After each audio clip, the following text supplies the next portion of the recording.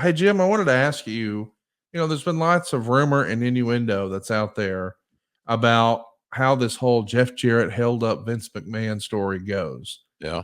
And, we've heard everybody else talk about it. I don't know how much detail we've heard from your side. So I wanted to give you an opportunity to, as best you can recall, I think the story goes Jeff essentially just wanted to make sure that he was taken care of on all of the trailing pay-per-views and house shows and royalties. Maybe there was some concern that when he jumped ship, he won't be dealt with fairly. He'd like to just settle up right now for the work he had been done. That was the narrative that has been positioned.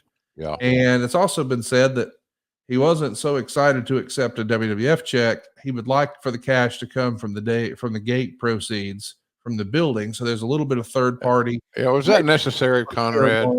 Was that necessary? I don't think so in hindsight, no. So, I don't either. I know I'm the bad guy in this. I take full responsibility. I'm a big man and I got big shoulders, and I don't know what else I could have done. I could have done a lot of things better. I've admitted that. And my relationship with Austin and his relationship with Jarrett obviously had to play a role in the 09 yards. I learned a long time ago, you keep your top guys happy. And that was very important in my role. And who was the bigger top guy than Stone Cold? And so I did go out of my way to, and Steve was not an easy manage. He was challenging because, I mean, even to me, he had questioned the booking at times and so forth. I remember once he had the same issue with Mark Merrow. He didn't want to work with Mark Merrow.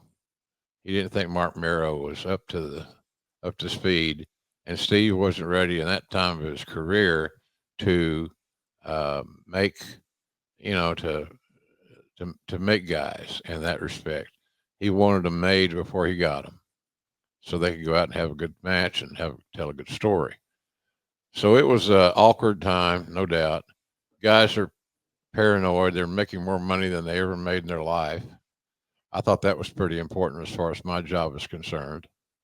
And so I always thought it was about the money. And it really is.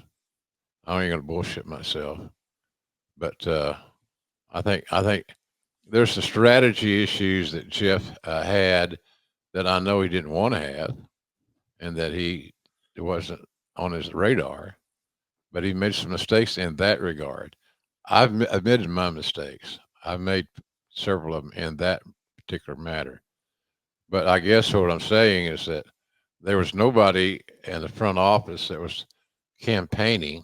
That's what I did there, campaigning for Jeff's success. It just, people saw what I saw. He's a very, very good talent, but he's not a top guy at that time.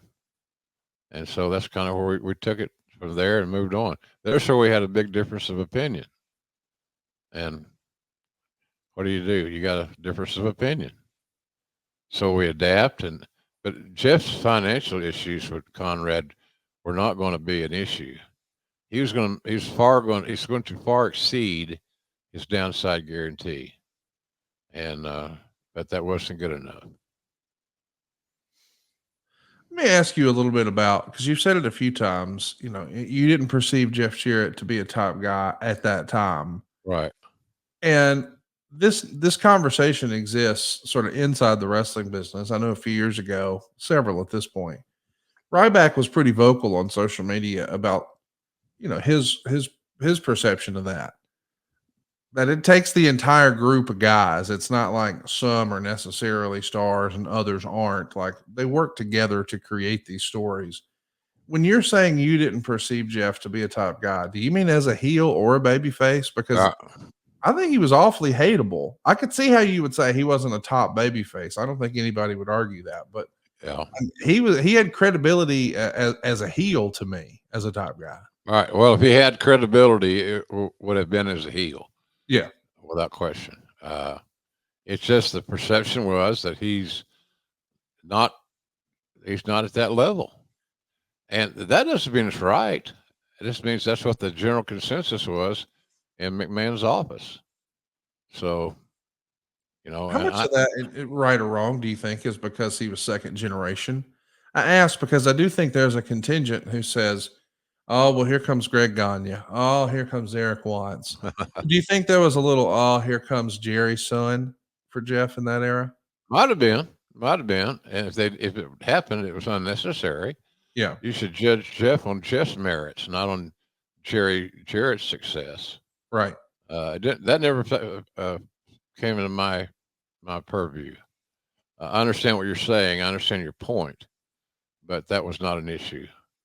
You know, as a matter of fact, if anything, it was an ally, an asset.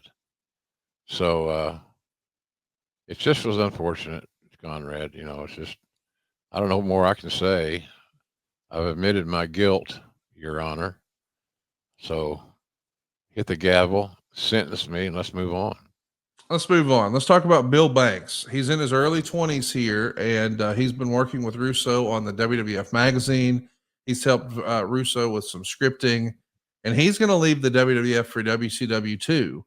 In addition to that, Matt Miller, who was handling third-party bookings for the WWF and so forth, he's going to be taking a job for arena management at the Gund Arena in Cleveland. Right. Bob Mitchell, who's helped grow the company's website quite a bit, he's leaving for another media position. I find all these departures very curious, Jim. Like, we're about to go public. It seems to reason to me that everybody who sticks around is going to make more money. Why not see what that looks like before you jump ship? Absolutely, Conrad. You're absolutely right. I don't understand the logic of that thinking. You wait a week, wait Yeah, 2 weeks, yeah. and go from there. So it was a strange time. People were making moves that I believe to this day, and I think it's proved out, were ill advised. So I don't know. I didn't understand the logic of some of those situations. Pardon me. Or maybe it was just the fact that uh, you know, guys just thought that they may have been influenced, some of those guys, by their better halves. Well, you know, because sometimes the guys understand who are living it daily understand that be patient and let's see how this thing works. Vince took care of his key people. A lot of people got stock. A lot of people did. Kevin Dunn and I got the most that made us both comfortably, financially comfortable. But that was Vince's decision. Hell, I had no idea what it was, and I didn't know what it meant. You got these options, and they're going to vest, and the hell, I didn't own any stock. That wasn't my area of expertise. So, but I knew that the potential for a windfall of cash existed.